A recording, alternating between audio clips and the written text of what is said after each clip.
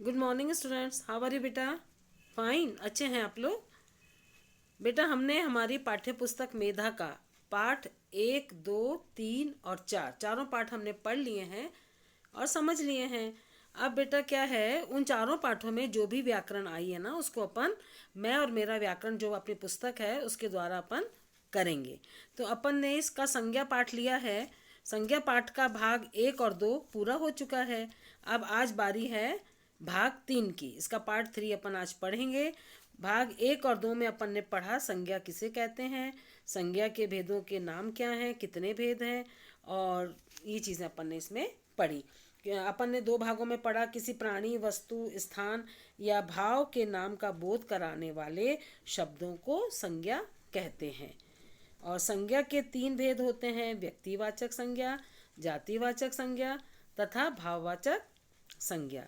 जातिवाचक संज्ञा में संज्ञा के 2 भेद हैं और माने जाते हैं, द्रव्यवाचक संज्ञा और समुदायवाचक संज्ञा।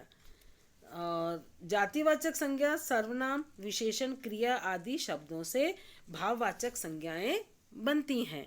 तो जरा बताइए, इन सब के उत्तर अपने पास यहाँ आ चुके हैं। संज्ञा किसे कहते हैं, प्राणी, वस्तु, स्थान, भाव के नाम को संज्ञा कहते हैं। संज्ञा के भेदों के नाम बताइए। 3 भेद हैं, व्यक्तिवाचक, जातिवाचक और भाववाचक। 2 और हैं, अन्य माने गए हैं, लेकिन मुख्य तो 3 ही है, द्रव्यवाचक और समुदायवाचक, है ना। और जातिवाचक से भाववाचक संज्ञा भी हम बना लेते हैं, जैसे नारी से नारीत्व, मित्र से मित्रता, ठीक है। अब आइए अब लिखते हैं अपन राइट और रॉन्ग, सही और गलत का चिन्ह अपने को लगाना है। जिस शब्द से किसी विशेष प्राणी, वस्तु या स्थान का पता चले वह व्यक्तिवाचक संज्ञा कहलाता है। तो ये सही है, इसको अपन ने राइट कर दिया है ना। और ख वाला है, व्यक्तिवाचक संज्ञा से भाववाचक संज्ञा बनती है, रॉन्ग। जातिवाचक संज्ञा से तो बनती है लेकिन व्यक्तिवाचक से नहीं बनती है।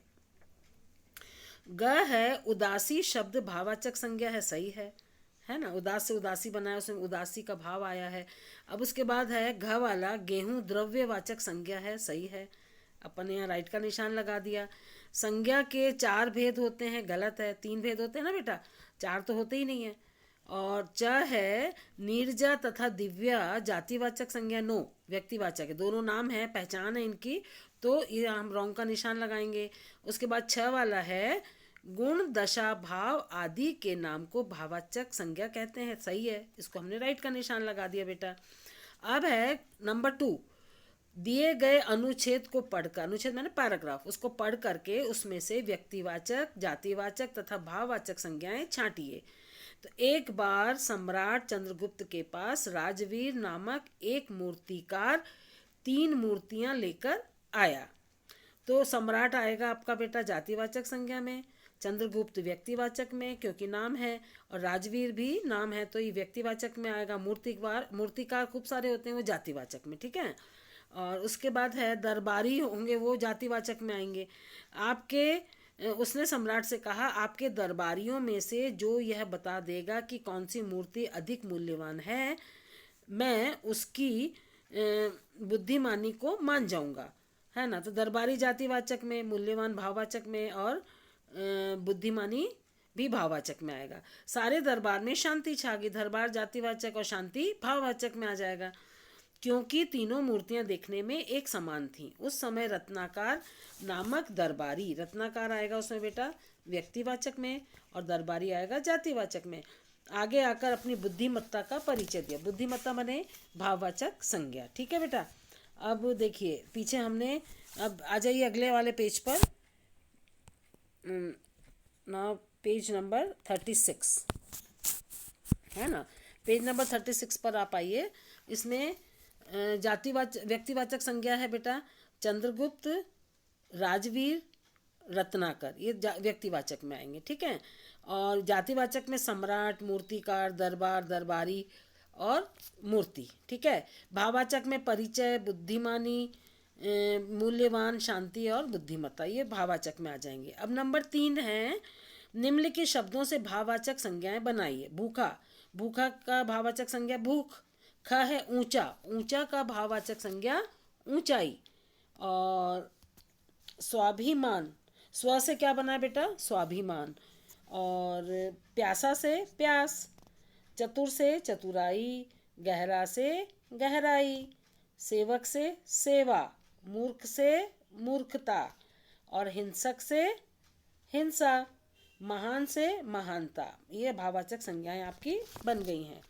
अब है नंबर 4, कोष्टक में दिए गए शब्दों को भाववाचक संज्ञा में बदलकर रिक्त स्थान भरिए। सदा करनी चाहिए, भला से क्या बना बेटा, भलाई, हमने लिख दिया यहाँ पर भलाई। ख है कहानी सुनकर सबको हंसना से क्या बना, हंसी, हंसी आ गई, ये भाववाचक संज्ञा आ गया। ग है मदुरै के मीनाक्षी मंदिर की सुंदर से क्या बना, सुंदरता, सुंदरता देखते ही बनती है। घ वाला है गन्ने में बहुत मिठास है, मीठा से क्या बना बेटा, मिठास। अब है अंग वाला, मानव बहुत शरारती लड़का है, तो शरारत से क्या बना, शरारती, शरारती भाववाचक संज्ञा में आ गया। अब जरा सोचिए, सोचिए यदि नाम ना होता तो किसी को अपनी बात ठीक ढंग से कैसे समझा पाते। आपका नाम जो भी है, तो अगर वो नहीं होता तो आपको पहचानते कैसे कि आप कौन है ना बेटा, इसलिए नाम होना बहुत ज़रूरी है। अपने कुछ मित्रों के नाम बताइए जिन्हें आप पसंद करते हैं, उनके नाम के क्या अर्थ हैं वो भी आप सोचिए। एक रफ कॉपी में आप चाहें तो इसकी प्रैक्टिस कर सकते हैं। अब हम लास्ट पेज पर आ जाएंगे बेटा, करके देखिए, पेज नंबर 37। नीचे दी गई सूची की तरह अपनी उत्तर पुस्तिका में एक सूची तैयार कीजिए।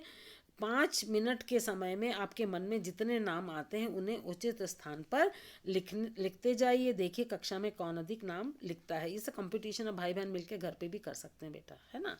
व्यक्ति, वस्तु, स्थान और पशु, इनके नाम आपको लिखने हैं। आप घड़ी देख के खुद ही लिख लेना कितने लिख सकते हैं, अच्छी बात है। और मुझे लगता है सभी लिख लेंगे, आप तो बहुत होशियार बच्चे हैं, इंटेलिजेंट हैं। जीवन मूल्य, सचिन तेंदुलकर, अमिताभ बच्चन आदि ऐसे नाम हैं जिन्हें बच्चा बच्चा जानता है। हमें भी ऐसे काम करने चाहिए जिनसे लोग हमें हमारे नाम से जानें। और जीवन में नाम का बहुत महत्व है, लोग हमारा नाम सम्मान से लें, इसलिए सदैव अच्छे कार्य करने चाहिए, है ना। तो ये पाठ हमने पढ़ लिया है बेटा, संज्ञा को बहुत अच्छे तरीके से समझ लिया है हमने, और इसकी बुक एक्सरसाइज भी कर ली। और ये आपका होमवर्क है, आपको लिखना है, आपको करना है, ठीक है। और ये आपका गृह कार्य है, पूरे पाठ को पढ़ के समझना है और बुक एक्सरसाइज करनी है। और आपकी आज की कक्षा यहीं समाप्त होती है। धन्यवाद।